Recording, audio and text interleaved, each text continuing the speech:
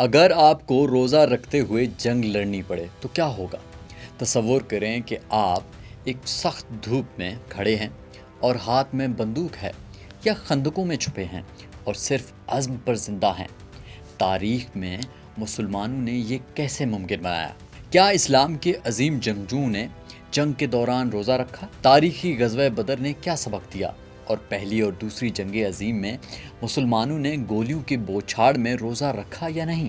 آج بھی مسلم ممالک کی افواج میں فوجیوں کے لیے روزے کے دوران کیا اقدامات ہوتے ہیں؟ آئیے دریافت کریں ان جنگجوؤں کی کہانیاں جنہوں نے رمضان میں جنگ لڑی مگر اپنے ایمان کو کمزور ہونے نہیں دیا۔ رمضان ایک ایسا مہینہ ہے جو روحانی طاقت اور برداشت کی علامت ہے، لیکن تاریخ میں یہ جنگ کا مہینہ بھی رہا ہے۔ آج ہم ان کہانیوں کو سامنے لائیں گے جب مسلمانوں نے جنگ کے دوران روزہ رکھا۔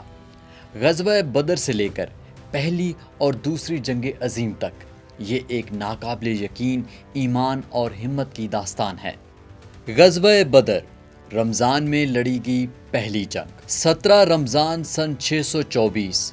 مسلمان تعداد میں بہت کم، صرف 313 جنگجو، جبکہ دشمن کی فوج 1000 افراد پر مشتمل تھی۔ مسلمانوں کے پاس روزے کی حالت میں لڑنے کے سوا کوئی چارہ نہ تھا، لیکن ان کا ایمان ناقابل شکست تھا۔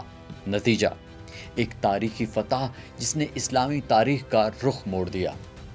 غزوہ بدر ہمیں صبر اور ثابت قدمی کا درس دیتا ہے۔ کئی صحابہ نے روزہ رکھ کر جنگ لڑی اور ان کی طاقت صرف جسمانی نہیں بلکہ روحانی بھی تھی۔ پہلی اور دوسری جنگ عظیم میں لاکھوں مسلمان فوجیوں نے مختلف افواج میں شمولیت اختیار کی، لیکن کیا وہ جنگ کے دوران روزہ رکھتے تھے؟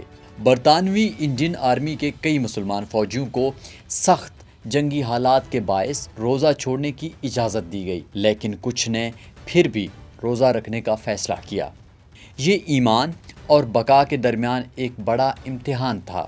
برطانوی اور فرانسیسی فوجی کمانڈ نے روزہ دار فوجیوں کے لیے کھانے کے اوقات اور چھٹی ایڈجسٹمنٹ کی ہوئی تھی۔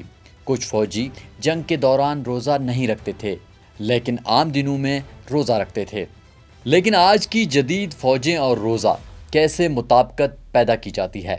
آج مسلم اکثریتی ممالک میں فوج کے لیے خاص پروٹوکولز موجود ہیں۔ ٹریننگ کے اوقات میں سحری اور افطاری کے حساب سے ترتیب دیے جاتے ہیں۔ ہائیڈریشن کا خاص خیال رکھا جاتا ہے اور فوجیوں کو یہ اختیار دیا جاتا ہے کہ وہ جنگی حالات میں روزہ چھوڑ سکتے ہیں۔ جدید جنگ میں ایمان اور فٹنس کا توازن ضروری ہے۔ اگر آپریشن انتہائی اہم ہو تو روزہ بعد میں رکھنے کی اجازت ہے، لیکن کئی فوجی پھر بھی روزہ رکھنے کو ترجیح دیتے ہیں۔ بدر کے میدان سے لے کر عالمی جنگوں کی خندقوں اور جدید محاذوں تک ایک چیز ہمیشہ برقرار رکھی: ایمان طاقت دیتا ہے۔ رمضان صرف روزے کا مہینہ نہیں بلکہ استقامت، ضبط نفس اور یقین کا مظہر بھی ہے۔ تاریخ گواہ ہے کہ جو رمضان میں لڑے انہوں نے ناقابل شکست جذبہ دکھایا۔